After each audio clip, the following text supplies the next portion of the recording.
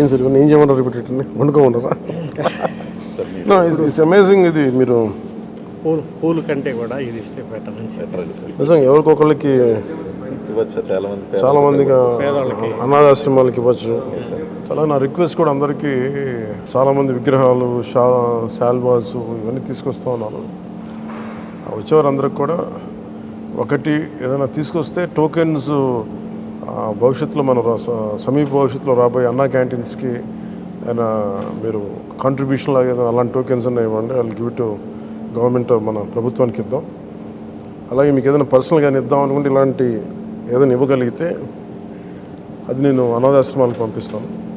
అలా కాకుండా ఈ విగ్రహాలు, శాలువాలు ఇవన్నీ నిరుపయోగంగా అయిపోతున్నాయి. ఆ విగ్రహాలకు కూడా ఏం చేయాలో తెలియట్లేదు. అందుకని దయచేసి నా విన్నపం, మా ఎంపీస్ ఇది స్టార్ట్ చేశారు, ఇనిషియేట్ చేశారు. ఇట్లా మనస్ఫూర్తిగా వారి స్ఫూర్తిని తీసుకొని అందరిని దయచేసి కూరగాయలు ఇవ్వని కాదు కానీ ఫ్లవర్ బుకేస్తో మనీ వేస్ట్ చేయొద్దు, విగ్రహాల కోసం ఇబ్బంది పడద్దు, షాల్స్ కూడా తేకండి. నా రిక్వెస్ట్ అదొకటి. ఏదైనా చేయగలిగితే, నాకు చేయకపోయినా పర్లేదు కానీ అట్లీస్ట్ అది ప్రజలకిను కష్టాలు ఉన్న వాళ్ళకి ఉపయోగపడేలా చేయండి. More than happy for that. Thank you sir. Thank you very much.